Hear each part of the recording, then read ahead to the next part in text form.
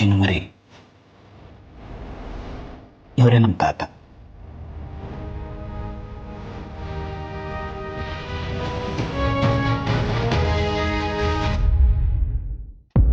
ನಮ್ಮ ತಂದೆ ತಾಯಿ ಇಬ್ರು ಪ್ರೀತಿ ಮಾಡಿ ಮದುವೆ ಆಗಿದ್ರಂತೆ.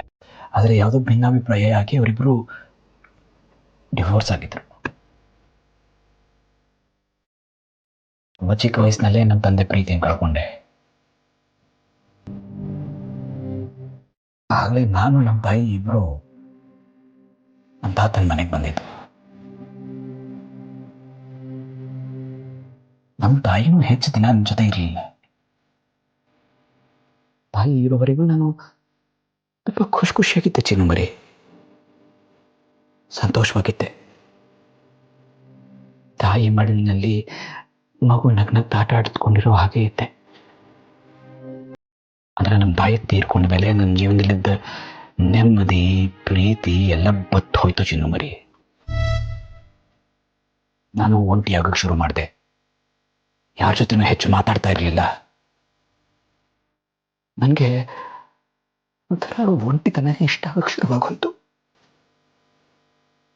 ನನಗೆ ಸುಮ್ಮನೆ ಇರ್ತಾ ಇದ್ದಿದ್ದನ್ನು ನೋಡಿ ನಮ್ಮ ತಾತಂಗೆ ಏನೋ ವಿಚಿತ್ರ ಅಂತ ಅನ್ನಿಸ್ತು ಅನ್ಸುತ್ತೆ.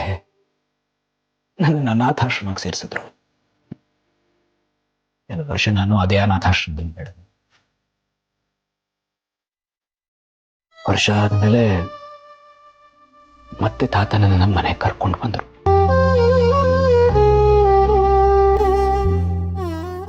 ಮತ್ತೆ ತಾತನ ಹತ್ರ ವಾಪಸ್ ಬಂದಲ್ಲ. ಇನ್ಮೇಲಾದ್ರೂ ನಾನು ಸಂತೋಷವಾಗಿರ್ತೀನಿ ಅಂತ ಅನ್ಕೊಂಡಿದ್ದೆ ಚಿನ್ನುಮರಿ. ಆದ್ರೆ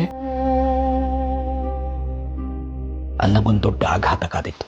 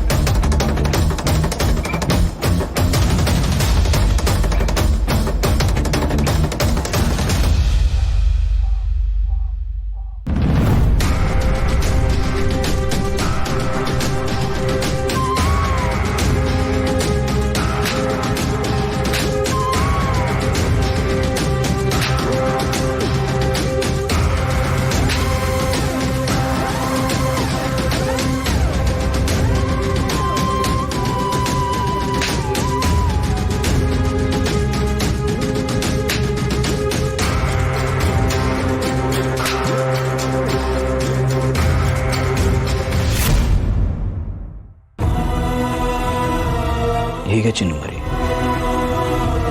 ನಾನು ಬೆಳೆಸಿದ ಒಂದು ಅಗಳಿಗೆ ಶಿಕ್ಷೆ ಅಂತ ಹೇಳಿ ನನಗೆ ಇದೇ ಚಾವಟಿಲಿ ಮನಸ್ಸು ಇಚ್ಛೆ ಹೊಡೆದ್ಬಿಟ್ರು. ಎಷ್ಟು ಹೊಡೆದಿದ್ರು ಅಂದರೆ ನನಗೆ ನೆಟ್ಟು ಕೂತ್ಕೊಳ್ಳೋಕ್ಕೂ ಆಗ್ತಿರ್ಲಿಲ್ಲ. ಅವತ್ತು ರಾತ್ರಿ ಆ ಕತ್ಲೆ ಕೋಣೆಯಲ್ಲಿ ನಾನೊಬ್ಬನೇ ನಡುಗ್ತಾ ನಿಂತಿದ್ದೆ.